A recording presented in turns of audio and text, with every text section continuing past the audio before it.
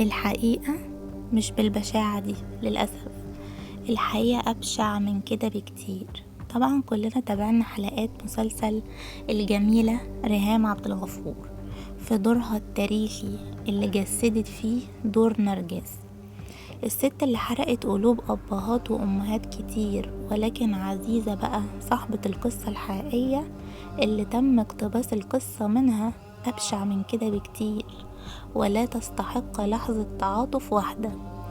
والقصة الحقيقية درامية أقوى من خيال أي كاتب، وده مش تقليل من مجهود المخرج وكاتب الرواية ولا السيناريو والحوار، كلهم عملوا مجهود رهيب والمسلسل تحفة. دي بقى قصة نرجس الحقيقية. عزيزة بنت إبليس في سنة 2012 كان في حكاية مشهورة جدا انتشرت على الفيسبوك وكل الصحف المصرية اتكلمت عنها. كانت الحكاية دي بمثابة قضية رأي عام في مصر. انتشرت الحكاية دي باسم عزيزة بنت إبليس. تعالوا بقى اما نعرف ايه حكاية الست عزيزة بنت إبليس دي. أحداث القصة بتبدأ في اسكندرية في الثمانينات. كان في شابة اسمها عزيزة وكانت عايشة في إحدى القرى بالإسكندرية. الشابة عزيزة اتجوزت من شخص اسمه سعيد وهي عمرها 17 سنة، وكانت عايشة حياة قاسية جدا مع زوجها اللي كان دايما بيعاملها بشكل عنيف جدا، وده بسبب انها ما كانتش بتخلف. لفت على الدكاترة وكلهم قالولها ان عندها عقم ومش هتقدر تخلف، فعشان كده جوزها كان بيعاملها بشكل سيء جدا. وكمان اهل جوزها كانوا دايما بيعايروها انها ما بتخلفش، وده عمل لعزيزة نقص وعقدة وتعبها نفسيا وحتى جيرانها. واللي زاد طبعا معاناتها ان زوجها ما استحملش انه يستمر مع واحدة ما بتخلفش، فطلقها وراح متجوز غيرها. حتى بعد ما اتطلقت اهل طالقها ما سابوهاش في حالها، ودايما كانت بيحصل لها مضايقات منهم بشكل غريب جدا.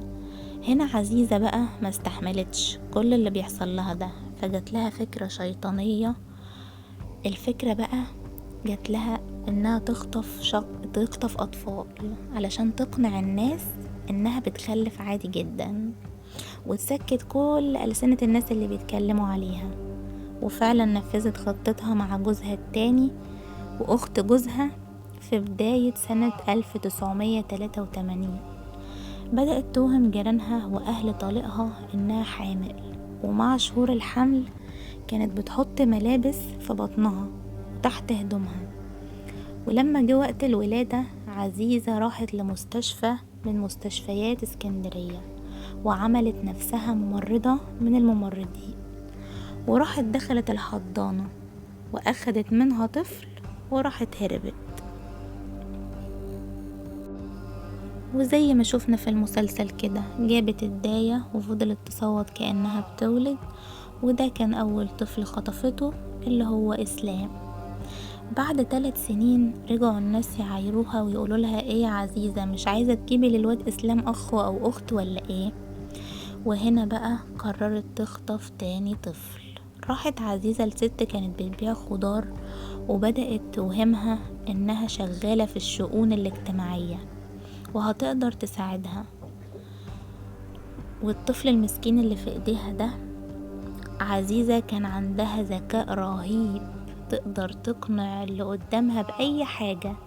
عزيزة جت للست ضحيتها تاني يوم في بيتها، وكانت جايبة حلويات بقى وشوية مساعدات وحاجات زي رز مثلا وزيت وحاجات كده. راحت قالت لها عزيزة عنك الطفل على ما تغيري علشان نروح للشؤون. المسكينة ادتها الطفل ودخلت تغير هدومها. خرجت ملقيتش عزيزة، جريت لباب الشقة وخرجت للشارع. الست في لحظات عزيزة كأنها فص ملح وداب. الأم المسكينة فضلت تصرخ في الشارع، خلاص عزيزة خطفت الطفل واختفت. بعد فترة عزيزة قررت انها تسيب اسكندرية وتنقل لمكان تاني. عزيزة راحت العريش، وقبل ما تسيب اسكندرية باعت بيتها لجارتها اللي اسمها شمعة، وأخدت ولادها الوهميين إسلام وهشام وراحت العريش، اشترت بيت هناك وعاشت هناك. مرت سنين وعاشت عزيزة حياة طبيعية مع أولادها الوهميين، لكن عزيزة ما اكتفتش بخطفها لإسلام وهشام بس، قررت تخطف الطفل الثالث. عزيزة بدأت تضحك على جيرانها الجداد اللي ما يعرفوش عنها أي حاجة وتقول لهم إنها حامل. في الوقت ده كان منتشر إن في خطف للأطفال في المستشفيات، فعزيزة ما خطفتش طفل من مستشفى خوفا من أنها تتكشف. وراحت عزيزة للسوق، وأثناء بحثها عن الطفل اللي هتخطفه لمحت عزيزة أم شايلة ابنها الصغير، وحست عزيزة إن الطفل ده هو المناسب.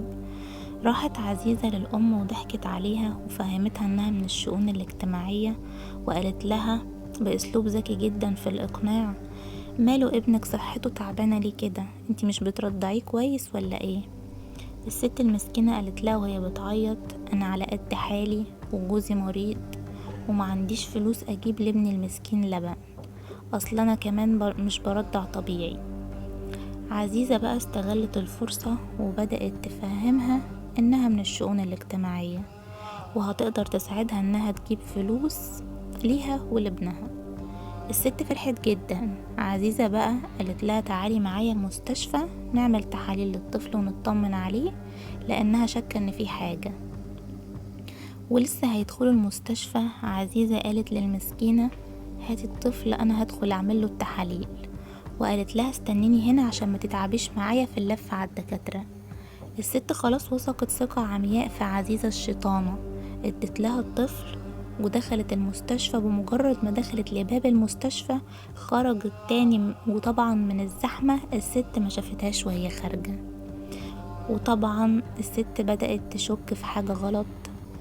دخلت المستشفى ولفت في كل حتة فيها لكن ما لقيتش وجود لعزيزة تماما، فص ملح وداب. هنا خلاص اتأكدت انها نصابة وخطفت الطفل، وطبعا بلغت الشرطة. وبعد البحث الطويل معرفوش يوصلوا لأي حاجة، بس الأم ما كانتش بتسكت، كانت كل يوم تروح لقسم الشرطة وتقدم بلاغ لكن من غير فايدة. أما عزيزة فعاشت حياتها عادي وسجلت اسم ابنها علشان محدش يعرف ياخده منها ويبقى قانونيا ابنها، وسميته محمد. عزيزة ما وقفتش خطف واكتفت بإسلام وهشام ومحمد بس، لا، قررت انها تخطف الطفل الرابع. بس المرة دي قالت انا هخطف بنت بقى، مش كل ولاد كده. بس قبل ما تخطف الطفل الرابع سكنت جنب عزيزة واحدة ست. الست دي بقى كانت جارتها في اسكندرية، وهي نفس الست اللي بعت لها البيت اللي هي اسمها شمعة اللي قلنا عنها. دي بقى لما شافت ان عزيزة اللي عارفة انها عقيمة ما بتخلفش ولقيتها عندها بدل الابن 3، شمعة قالت في حاجة غلط، خصوصا ان موضوع خطف الاطفال في الوقت ده كان منتشر جدا. فهنا شمعة راحت للشرطة وبلغت عن عزيزة، قالت لهم ان جارتها ما بتخلفش وانها عارفاها من اسكندرية اصلا ومتأكدة انها عقيمة، واتفاجئت ان عندها بدل الطفل 3، وقالت للشرطة انها شاكة انها خطفاهم. وفي يوم 24 ديسمبر سنة 1992 راقبوا الشرطة بيت عزيزة، وكان مع الشرطة أم محمد واحد من الأطفال اللي عزيزة خطفتهم. الأم أول ما شافت عزيزة اتعرفت عليها على طول وجريت عليها ومسكتها بغضب وفضلت تقول هي دي اللي خطفت ابني. الشرطة أخدت عزيزة والأطفال ال3 للقسم، وهناك عزيزة اعترفت بكل حاجة. عزيزة كانت شخصية صعبة جدا فوق ما تتخيلوا، وكانت ذكية جدا كمان. كانت مصرة انها بريئة وان الاطفال دول اولادها، وكل البلاغات المقدمة ضدها دي كذب وافتراء. الشرطة كانت بتكتر عليها في التحقيقات لمدة يومين علشان يفقدوها تركيزها. فضلوا يسألوها كتير جدا أسئلة كتيرة علشان يتوهوها في الأسئلة علشان تغلط. وبالفعل مع كتر الأسئلة وتعب عزيزة اللي سابوها ما تنامش يومين، اعترفت في النهاية بكل جرائمها. الطفل محمد راح لأمه الأصلية، وكمان الطفل التاني هشام وصل لأهله، بس اتفضل إسلام الوحيد اللي موصلش لأهله في الوقت ده. كان إسلام عنده 11 سنة، وما كانتش راضية تعترف قدام الشرطة وتقول مين أهل إسلام، وكانت بتحلف إن هي أمه، ورفض رفض تام تقول مين أهله. فهنا المحكمة قررت إنها تعمله تحليل DNA علشان يعرفوا إذا كان الطفل ده فعلا ابنها ولا لأ. وجت الصدمة إن عزيزة أصلا ما بتخلفش، ومستحيل إن التلاتة يكونوا أولادها، وعمرها ما أنجبت أصلا. المحكمة حكمت على عزيزة بالسجن لمدة 7 سنين، وعلى جوزها 10 سنين. وبعدها نشرت الشرطة صور عزيزة وإسلام في كل مكان، على أمل إن أم تتعرف على ابنها وعلى عزيزة. وبعدها جه للشرطة 22 بلاغ. كل البلاغات دي كانوا متأكدين إنهم شافوا عزيزة وإنها خطفت أولادهم، وده معناه طبعا إن عزيزة خطفت 22 طفل، مش 3 أطفال بس. وفعلا الشرطة اكتشفت بعد فترة إن عزيزة فعلا خطافة محترفة، اكتشفت إن عندها سرطان في الدم. فهنا إسلام قال لنفسه عزيزة دلوقتي خلاص في أيامها الأخيرة، جايز تتقي الله وتقوله مين أهله قبل ما تموت. حاول يقنعها إنها تقوله مين أهله الحقيقيين. عزيزة كانت بترفض رفض قاطع، والمفاجأة إنها كانت بتقوله إنك ابني حبيبي. إسلام يأس منها، فقرر يروح لأهل عزيزة ويحكي لهم القصة. وفعلا راح وحكى لهم القصة، وطلب منهم يجوا يحاولوا معاها إنها تقول مين أهله. بس لما راح لعزيزة وقال لها إن أنا قلت لأهلك وهيجوا يحاولوا معاكي، وترجاها إنها تحاول تسمعهم، أول ما قال لها كده عزيزة فضلت تصرخ زي المجنونة وتقوله انت ابني، مش مصدق ليه انك ابني. إسلام سابها وخرج برا وقال أسيبها لحد ما تهدى. إسلام لما خرج من البيت ونزل الشارع جت الصدمة. عزيزة وقفت على سور البلكونة وراحت حادفة نفسها من الدور الخامس، وهي بتلتقط أنفاسها الأخيرة. إسلام قال لها انت خلاص بتموتي، اعملي حسنة وحيدة قبل ما تروحي لوجه كريم هيحاسبك على كل اللي عملتيه فيا. عزيزة قبل ما تموت نطقت باسم محمد فرج الله محمد، وبعدها ماتت عزيزة. وإسلام لحد الآن ملقيش أهله، ودي عايش من غير هوية. لو وصلتوا لحد هنا اعملوا اشتراك ولايك، وما تنسوش تعملوا تعليقاتكم الجميلة.